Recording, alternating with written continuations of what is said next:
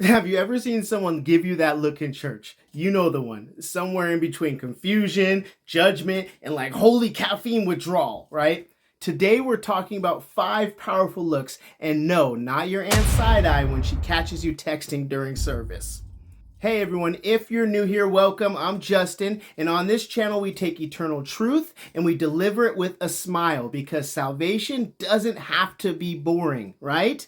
Today we're diving into the 5 looks every soul must take. And no, this isn't a fashion tutorial, although I probably actually could use one of those. These aren't optional. These are heaven or hell important. So grab your Bible, your sense of humor, and maybe a mirror. We're about to look in all directions. Look number 1, the backward look. This is where it all begins, okay? Looking back, but not to your bad haircut in 2009 or that weird relationship in college. I'm talking about the cross. Hebrews chapter 12, verse 2 says, fixing our eyes on Jesus, the pioneer and perfecter of faith, for the joy set before him, he endured the cross, scorning its shame, and sat down at the right hand of the throne of God. Now picture this, Jesus, the Son of God, hanging on a Roman cross for 6 hours, spit on, beaten, rejected, basically the worst death you can imagine. And why? For you. You can't move forward in faith until you take a hard look backward to Calvary. If you've never personally accepted what he did there, then friend, you've missed the first and most important look of your life. And while it's important that we look to the past, and there is scriptural evidence of the prophecy of Jesus' coming all throughout the Old Testament, but there are still 4 other looks you need to have in order to change your life, church. That brings us to look number 2, the inward look. 2 Corinthians 13:5 says, examine yourselves to see whether you are in the faith. Test yourselves. Do you not realize that Christ Jesus is in you? Unless, of course, you fail the test, time to turn the mirror on yourself. Yes, even you, Pastor Mike. This look is all about self-examination. Ask, am I in the faith? Not just professing it with my tongue, but reflecting it in my actions? Are my motives God-centered? Remember, God can examine your heart, and if you ask and you do not receive, it is because you have the wrong motives. Do I treat people like Jesus would, or more like a Pharisee with stones ready to go in my pocket? Now, warning, this look can get uncomfortable, but it's necessary. Why? Because Jesus isn't looking for perfect people. He's looking for honest ones. He's looking for people that know they are sinners, realize their need for salvation, and above all else, want to put down their old ways and follow him. Just remember, if you are feeling unqualified for what God is calling you to do, he does not call the qualified. He qualifies the called. Every one of the disciples were outcasts before Jesus qualified them to build his church.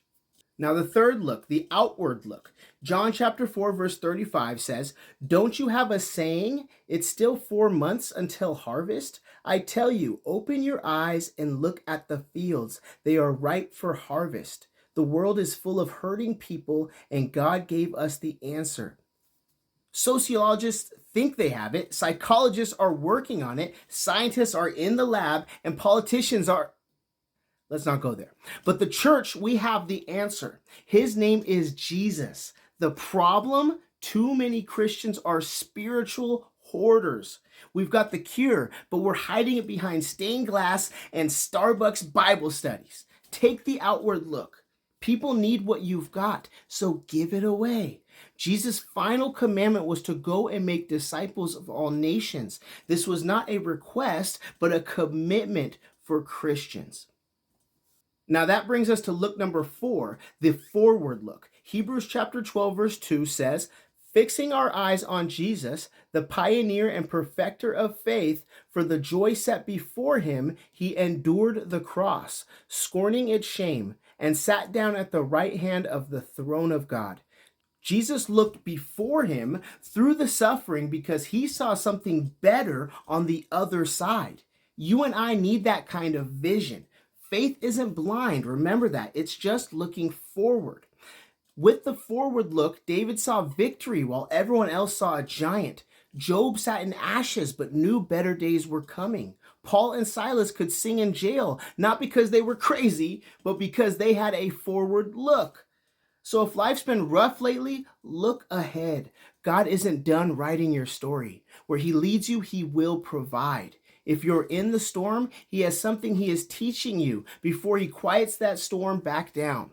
Now, the fifth and final look, the upward look, Luke chapter 21, verse 28 says, when these things begin to take place, stand up and lift up your heads, because your redemption is drawing near.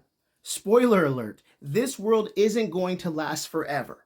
Jesus is coming back, and I don't mean metaphorically, I mean sky cracks open, trumpet sounds, graves open kind of return. When that happens, the only people going up are the ones who have been looking up. Are you ready? 1 Thessalonians 4 says it loud and clear. The Lord himself will descend from heaven, and we will meet him in the air. Look up. Your ride might be on the way. So let's recap the 5 essential looks, all right? The backward look, to the cross. The inward look, self-examination. The outward look, evangelism and compassion. The forward look, eyes of faith. And the upward look, living ready for his return. If you've only been given Jesus a side eye, today's your day to look fully into his face.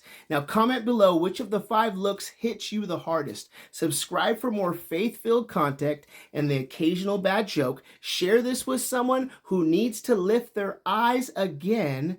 Until next time, keep looking in all the right directions. God bless you.